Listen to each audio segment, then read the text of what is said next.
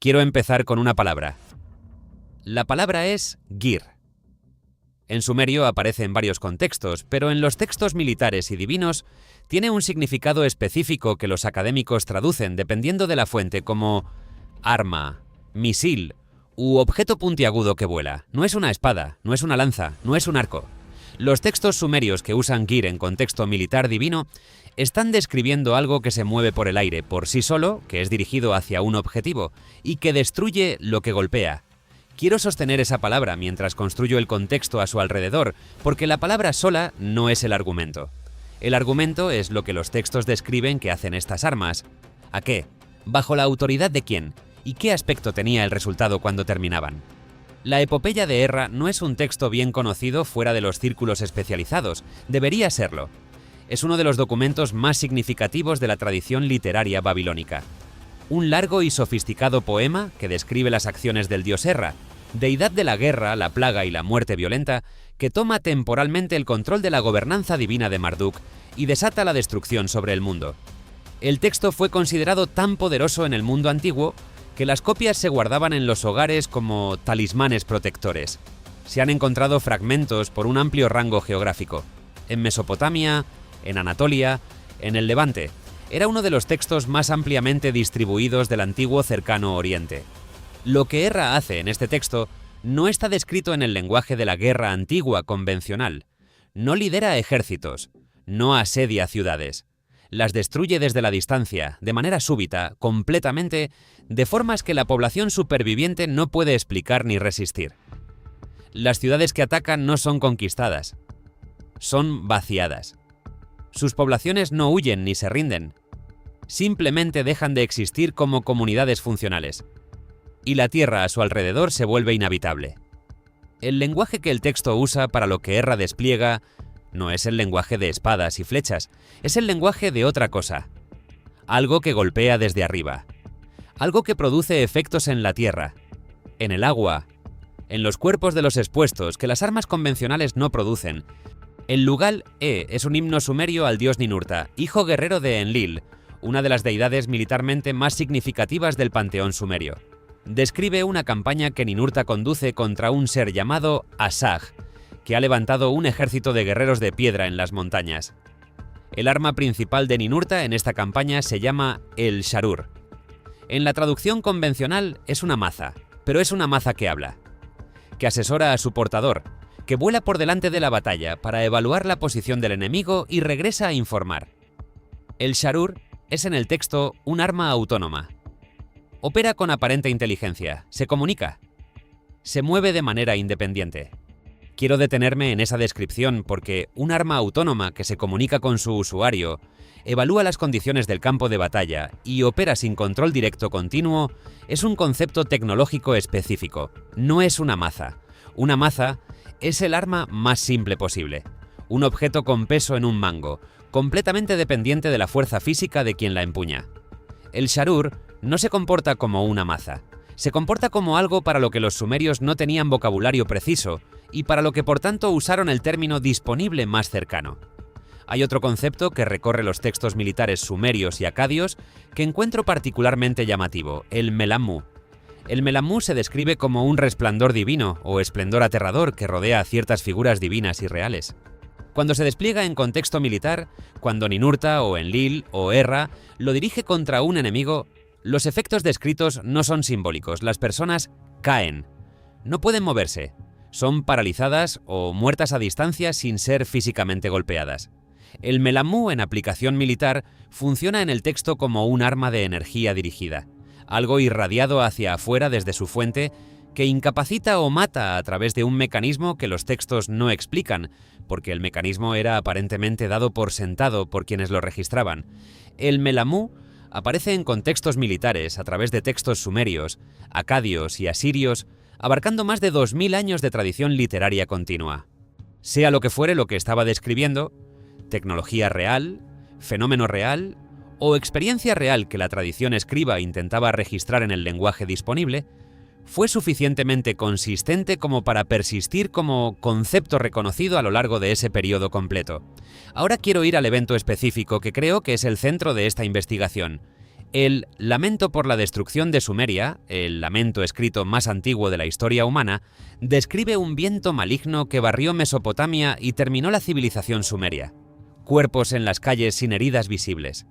Ríos vueltos amargos. Tierra inhabitable durante años. Los dioses partieron antes de que llegara el viento, como si supieran lo que venía. En 2021, un artículo revisado por pares publicado en Scientific Reports documentó un sitio de la Edad del Bronce en el Valle del Jordán, Tal el-Hammam, mostrando temperaturas de vitrificación que excedían la superficie del Sol. Cuarzo impactado encontrado, por lo demás solo en cráteres de impacto cósmico y sitios de pruebas nucleares. Metales del grupo del platino consistentes con impactores extraterrestres y patrones de dispersión de sal indicando la vaporización de la cuenca del Mar Muerto. La evidencia física no está disputada en la literatura. Los autores del artículo concluyeron que era consistente con un evento de explosión aérea cósmica. Nadie conectó oficialmente esto con los textos de lamentos sumerios que describen exactamente esos efectos en la misma región al mismo tiempo. Pero no me quiero detener solo en el lamento. Hay otros textos, y juntos forman una imagen que la interpretación mitológica tiene dificultades para contener. La maldición de Agade describe la destrucción de la capital acadiana en términos que no son el lenguaje de la derrota militar. Enlil trae algo sobre Agade como una gran tormenta desde arriba. La ciudad no cae ante un ejército, es golpeada por algo que desciende. Los habitantes no son matados por soldados, son matados por algo que cae del cielo, dirigido por autoridad divina, súbito y total en su efecto. La muerte de Urnama describe armas desplegadas por los dioses en términos que el texto mismo tiene dificultades para nombrar. El rey no cae ante un enemigo en combate. Es golpeado por algo que viene desde arriba, algo sin nombre convencional en el vocabulario militar sumerio, algo cuyo mecanismo es divino en lugar de mecánico. Y luego están los textos de lamento por las ciudades que describen la destrucción final de los centros urbanos sumerios.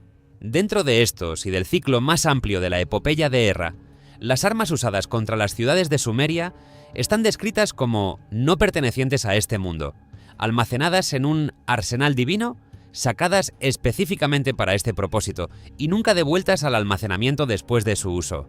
Producen efectos que sobreviven al evento mismo. La tierra permanece inhabitable, el agua permanece alterada, los cuerpos no tienen marcas de violencia convencional. Déjame darte el conjunto completo de características tal como aparecen en estos textos, porque creo que el conjunto es el argumento. Entrega desde arriba. Las armas vienen del cielo, asociadas con autoridad divina celestial y dirigidas hacia abajo, a objetivos terrestres. Efecto a distancia. Operan sin contacto físico entre el arma y el objetivo. Matar a una distancia que las armas antiguas convencionales no pueden alcanzar. Mecanismo invisible. El agente que mata no es visible. Los cuerpos no muestran heridas, cortes ni marcas de impacto. Persistencia ambiental. La tierra, el agua y el aire en el área afectada permanecen alterados mucho después del evento mismo. La contaminación no es temporal. Targeting selectivo. Las armas parecen dirigidas a centros urbanos específicos en lugar de dispersadas por áreas amplias. Autorización divina. Su despliegue requiere una decisión al más alto nivel de la Asamblea Divina. Los textos tratan la autorización como momentosa, irreversible y debatida antes de ser concedida. Ese conjunto, entrega aérea, muerte a distancia, mecanismo invisible, persistencia ambiental, targeting urbano selectivo y el requisito de autoridad suprema para el despliegue. Es una descripción específica. No es la descripción del fuego, la inundación, el terremoto, ni ningún desastre natural que el mundo antiguo experimentaba regularmente. No es la descripción de ningún arma convencional disponible en el año 2000 a.C. Es, sin embargo, una descripción reconocible de una categoría de arma que la humanidad no desarrollaría oficialmente hasta 4000 años después. Ahora quiero llevarte a una tradición sin conexión documentada con Mesopotamia, porque el paralelo independiente es lo que encuentro más difícil de explicar. El Mahabharata, la gran épica sánscrita de la antigua India, contiene material que los académicos datan tan atrás como 1500 a.C., en sus capas más antiguas documentadas. Describe armas llamadas astras, armas divinas transmitidas de los dioses a héroes específicos que operan a distancia y producen efectos que los textos describen con especificidad clínica.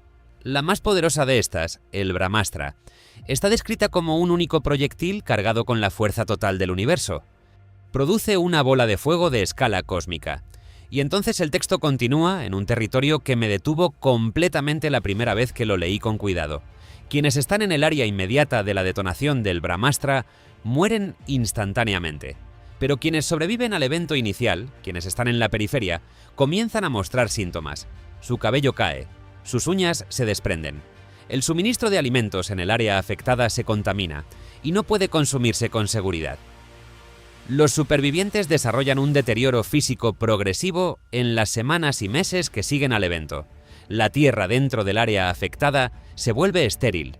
La propia lluvia se vuelve tóxica para quienes toca. Hay que detenerse en eso. La pérdida de cabello y uñas no son los efectos del fuego, la explosión ni ninguna forma de trauma mecánico. Están entre los síntomas más característicos y clínicamente específicos del síndrome de radiación aguda, la condición médica producida por una exposición significativa a la radiación ionizante. El síntoma no aparece inmediatamente. Se desarrolla días o semanas después de la exposición, razón por la cual el texto del Majábharata lo describe como un desarrollo tardío en los supervivientes, en lugar de un efecto inmediato del arma. La contaminación del suministro de alimentos, la toxicidad de la lluvia y el deterioro progresivo de los supervivientes son consistentes con la dispersión de lluvia radiactiva, que contamina suelo, agua y vegetación en el área afectada, y produce exposición continua a la radiación a través de la ingestión y el contacto. Este conjunto de síntomas no aparece en las descripciones antiguas del fuego, la fuerza explosiva convencional, las armas envenenadas, ni ninguna otra categoría de arma antigua. Dos civilizaciones, sin fuente común documentada, la misma arma descrita desde dos ángulos diferentes. Los textos mesopotámicos se centran en el resultado ambiental. El texto sánscrito se centra en el resultado fisiológico humano. Juntos producen una imagen completa de lo que tal arma haría. J. Robert Oppenheimer, viendo la primera detonación nuclear de prueba en el sitio Trinity, en Nuevo México, en julio de 1945, recurrió al Bhagavad Gita, que está integrado dentro del Majábharata, para describir lo que estaba presenciando. El pasaje específico que le vino a la mente describe una manifestación divina equivalente al ascenso simultáneo de 1000 soles. Dijo que le vino a la mente en ese momento porque era el lenguaje más cercano que ya existía para lo que estaba viendo. El hombre que construyó la primera arma nuclear en el momento de su primera detonación encontró que la descripción existente más adecuada de lo que estaba presenciando estaba en un texto sánscrito de miles de años de antigüedad. No estaba siendo poético, estaba buscando precisión. Y la precisión más cercana disponible era antigua. ¿Qué estaban describiendo los poetas sánscritos cuando escribieron esas palabras? ¿Qué habían visto o qué tradición estaban transmitiendo que produjo un lenguaje adecuado para una detonación nuclear? Un lenguaje que el director del proyecto Manhattan encontró más preciso que cualquier vocabulario contemporáneo en el momento del primer uso de esa arma.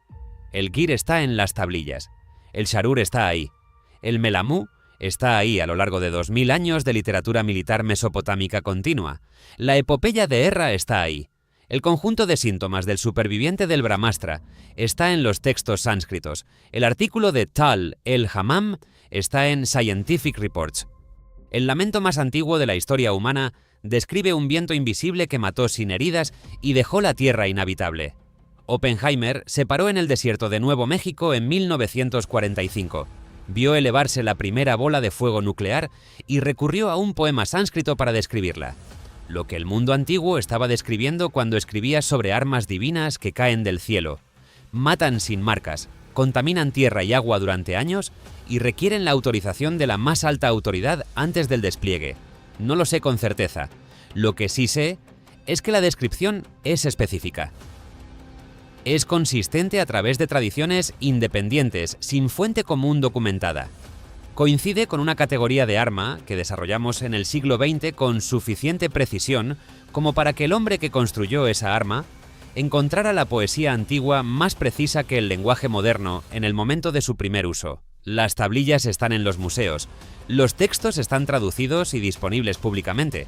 La arqueología está en el suelo, parcialmente excavada y parcialmente no. Algo terminó Sumeria. Algo que las personas que lo experimentaron y las personas que heredaron su memoria describieron a través de múltiples tradiciones en un lenguaje que es específico, consistente y técnicamente coherente de maneras que la mitología pura no requiere y la invención pura no produce. Deberíamos tomar esa descripción más en serio de lo que lo hemos hecho. La pregunta que plantea ¿qué fue desplegado contra las ciudades de Sumeria en el año 2000 a.C., por quién y bajo la autoridad de quién? No se responde señalando la etiqueta de mitología y siguiendo adelante. La respuesta, sea lo que sea, está en el suelo y en las tablillas. Esperando que alguien haga la pregunta con la seriedad que merece.